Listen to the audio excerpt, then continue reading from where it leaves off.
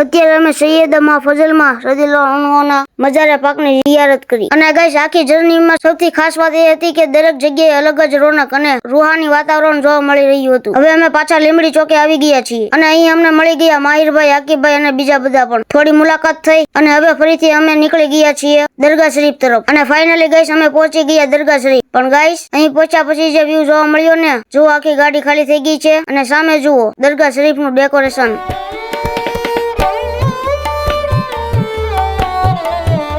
ચાલો હવે અંદર જઈએ અને દાદા હુજુર પીરે તરીકત અલહાજ સરકાર સૈયદ મોહમ્મદ દાદા બાપુ કાદરી ફાતિમી રહેમતુલ્લાહ અલૈના મજારે પાકની ઝિયારત કરીએ।